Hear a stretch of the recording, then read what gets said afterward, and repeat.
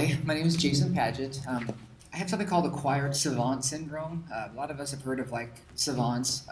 Most people who have savant syndrome are artistic. They're born with it, and a few people have what's called acquired savant syndrome, where some sort of injury happens to you and you gain an ability. In most cases, when you have a brain injury, it's all bad. But in some cases, the brain rewires itself, and you can actually gain abilities.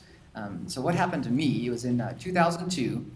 I was just a typical boy, even though I was 32, I was still just a boy, running around, goofing off, chasing girls, going out every night and drinking. I mean, pretty much that's how life consisted of for me. When I graduated from high school, I wasn't one of those kids that studied a lot, or I wasn't one of those kids that liked math at all. In fact, I hated it and never went past pre-algebra. And the reason I graduated high school was because of a friend of mine named Larry Imhoff. We had a class that we had to do a collage for, and if you didn't turn this collage in, you would not pass the class. And our teacher warned us about it the entire quarter, and at the end of the very last day of school, when I was supposed to graduate, and of course I had taken exactly the amount of classes I needed to graduate, and I get into the class and she says, "All right, everybody turn in your collages." And I didn't have my collage, which meant I wasn't going to graduate. And my friend Larry walks up and he says, "I'm your best friend." And I said, "Yeah, I know." And he goes, "I know you better than anybody." And he pulls out and he goes, "I did 2 collages because I knew you wouldn't do one." And to this day, the reason I graduated is because my good friend Larry did that collage for me, or I would have been repeating 12th grade again. So anyway, later on in life, after several more years of goofing off, I was in Tacoma, Washington, and this girlfriend that I knew, she was on a date with a guy, and they called me to pick them up at a bar where they had had too many drinks, and they needed to ride home. So I went to the bar, had a Coke, sang a little song of karaoke, and left. And as we left, 2 guys that had been in there singing, and they were dressed nicely, didn't look scary or anything, came out behind us. And I was attacked from behind. I didn't see anything coming at all. I didn't even feel anything more than I heard this deep thud, and it was like somebody took a picture, like when you hear boxers talking about getting knocked out. It was just like that. It was a poof, a flash of light, and the next thing I knew, I was on my knees, just getting pummeled and kicked and hit from all different directions, and I didn't know why or what was going on. And I had this fight or flight instinct that came on, and I remember thinking, I'm going to die right now, and knowing that I was going to die right then. And strangely enough, the only thing I thought was, I want to hurt this guy before I die. I want to make sure I leave some sort of mark on him. So I grabbed this guy's leg and I bit him on the inside of the thigh. And the first time I bit so hard, and he had these big baggy pants on, all I did was crack my front teeth because I got pants. The second bite, I finally got the guy, but the other guy that was behind me kept on kicking me in the head. And finally, after about a minute of this, they said, "Give me your damn jacket." And I rolled off his friend, threw my jacket away, and they took off. And it turned out they wanted my wallet, which they thought was in my jacket. Well, so this doesn't go on too long. We did catch the guys. It took a week, but we showed up at their house with the police, and we did manage to get them arrested. But what happened from this blow is it altered the way I see things. Like whenever we see something move, like say my hand is moving here, your brain is taking pictures like a camera is, and you're seeing those picture frames, and your brain calls that motion. But you can see 30 to 40 pictures per second, and your brain sees that as motion, but it's really not full motion. If you remember those old flip books that you would draw a picture and then flip the pages and you see the character change, we see like that, but there's a portion of our brain that smooths things out so things look nice and smooth. After this attack, everything that I look at now, everything has this picture frame quality. The best way I can think of to describe it is, imagine if you're watching television and you hit pause and you hit pause and hit pause, and you can see frame by frame by frame. It's like that, but in real speed. But what it does for you mathematically is absolutely amazing. What I started doing at first, let me explain some of the things it does. Like anything that has a curve no longer looks like a curve to me. It looks like it has these little tiny tangent straight line edges around clouds, or when water goes down to drain, it also has these little tangents that rotate and get smaller. And it makes everything look very geometrical, and everything looks as though it's attached to a grid or a lattice structure. So as I started noticing exactly how everything looked jittery, I started mentally just projecting in my mind a piece of graph paper across my field of vision And I found that as long as I made that graph small enough, everything that I was looking at would line up with a vertex point on that graph, which I found out later turned out to be, that's how calculus works. But I can't go too long because I have to be quick. So I started drawing what I was seeing, and at the time had no traditional math skills, and eventually a physicist from UW sent me back to school, and I started taking math classes. So, for instance, there's a way to draw the number pi. Like when you hear about pi a lot of times, a lot of people don't know exactly what it is, or it sounds like it's this mystical thing, and pi is very important, but it's not just a number. In fact, every number is a shape. So, for instance, sorry, I'm clicking the wrong one here. There we go. Okay, yeah, here's our before and after picture, just real quick. That was me wrestling at 16 with the unfortunate mullet. Oh, and the mullet got longer before it got shorter. And then this is me later. This is here, we're just trying to show the difference between picture frames, but this one is not as important as these. So here's the one thing that I love to teach people is pi is actually a shape. Pi is describing the circumference of a circle divided by its diameter.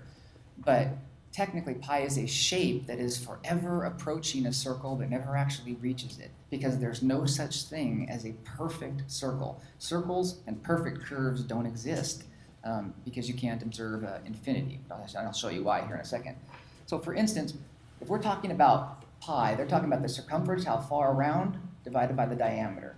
So here I've taken a circle and segmented it into 180 little pieces, which are little triangles. And if you add up all the area of those triangles, you wind up getting 3.1414, et cetera, et cetera. The actual equation is 180 times the sine of pi divided by 180.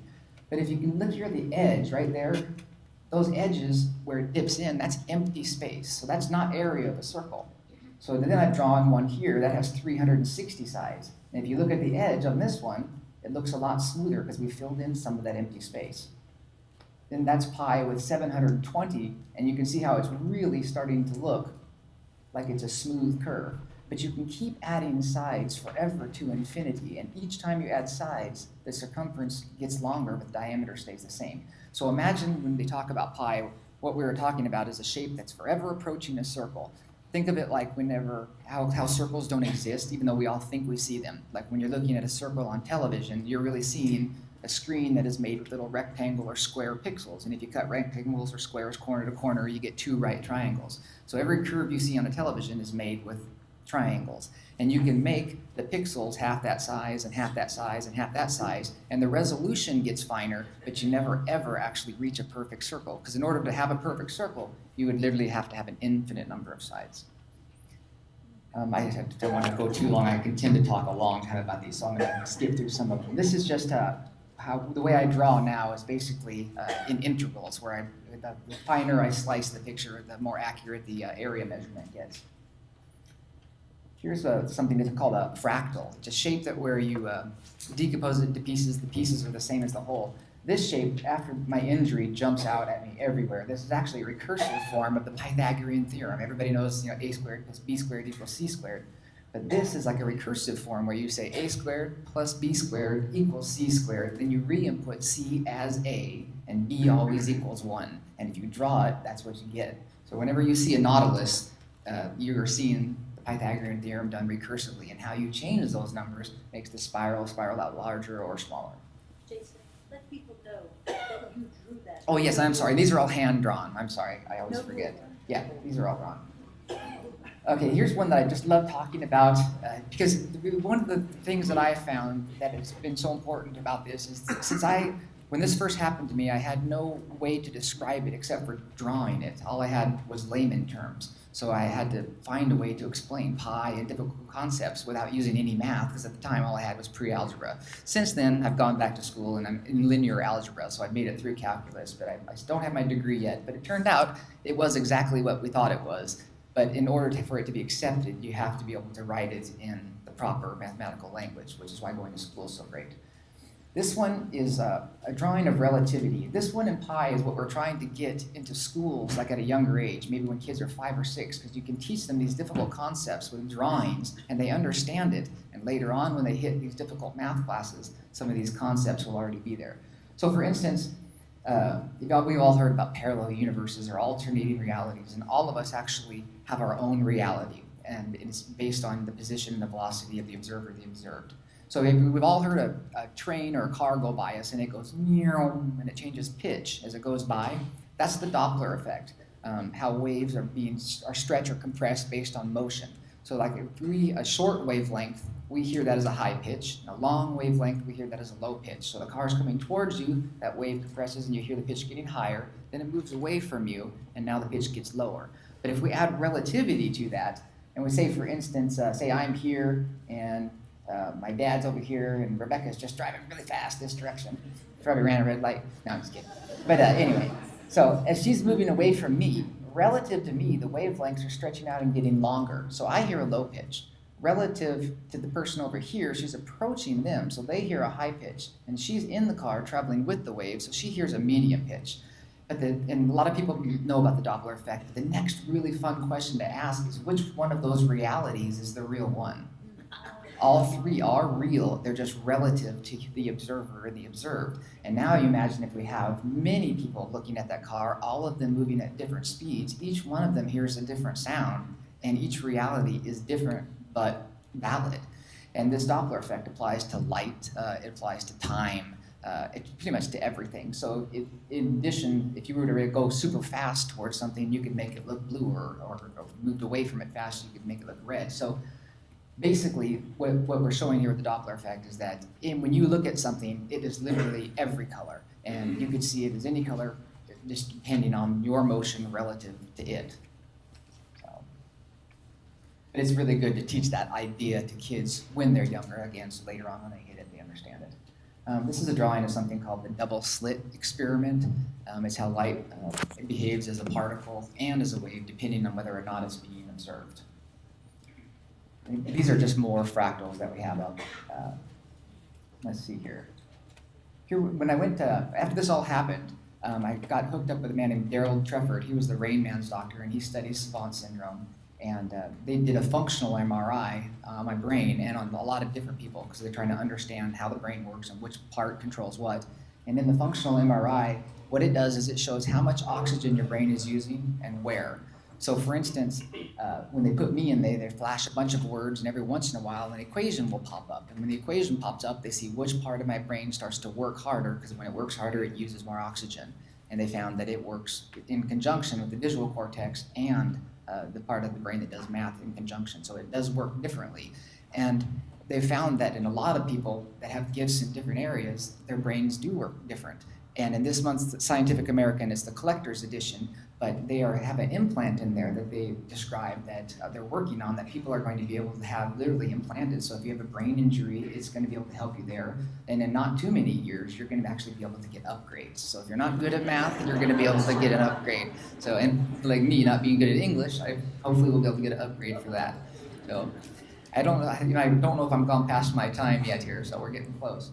But the one thing I wanted to show you, and of course I have to mention my wife and my daughter. If I hadn't gotten, a lot of people ask me, would you have changed it? Now there's nothing I would change, because after getting attacked, I wound up drawing all these drawings, having no way to explain it, being sent back to school to learn math. And when I went back to school, I met my wife, and we just had a baby 6 months ago. So if I hadn't been attacked, my daughter wouldn't be here.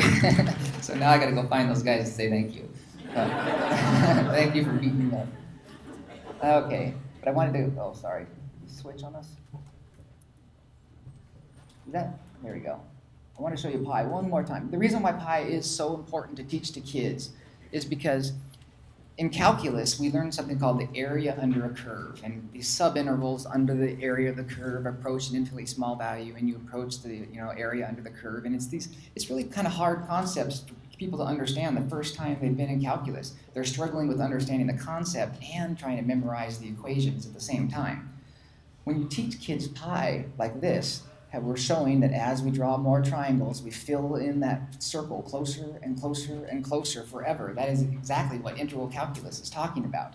And when we look at the edge of a circle, it's a little secant lines that are approaching a tangent line as you get closer to the perfect circle, which is differential calculus. And then as we add smaller and smaller sides to infinity around the circle, that is something called the yardstick problem in fractals. And so by teaching them this simple way that pi works, this way, when they hit math later on, they already have the concept in their mind and they don't even know it. They see this area under the curve and suddenly they're like, oh yeah, I had something like this way back in 5th grade. So we're trying to get just a few things into the curriculum that will really help kids out. And I'm hitting the end of my time here, so I'd like to open up if anybody has any questions for anything. I want to go walking in the woods with you because you explained how you experience water going down a drain and seeing it. I would love to see waves with you and leaves with you. Waves are incredible. In fact, you'll see that crossover pattern in pi. You see it, you look at waves and you watch the waves overlap. You see these interference patterns that are absolutely magnificent. But seeing it in frames really makes it stand out. Water, it's hard to even describe except that it almost looks like little straight line crystals, and as it goes down, it's like same thing as recursive form of the Pythagorean theorem, where you have these little tangents that are getting smaller and smaller as it spirals and goes down. It's very beautiful when the curve is taken out of everything, and that's why I try to draw it and show people, because it's easier to understand a lot of concepts when you think this way, thinking discrete but also very fine discreteness. In other words, the universe things can't be split infinitely smaller. You do eventually reach a point where you can't cut things any smaller, but it helps you a lot to see things this way, because the way when somebody throws a ball and you catch it, you're already doing calculus. You're gauging the change in position relative to time, and gauge its velocity, and to gauge its acceleration, you're gauging how much its velocity is changing relative to time. So you're doing calculus when you catch a ball. It's just you're not aware of it, and making yourself aware of it is one of those things that is beautiful beyond belief once you start understanding some of these concepts. And my favorite thing, of course, is to describe it in ways that we all can understand.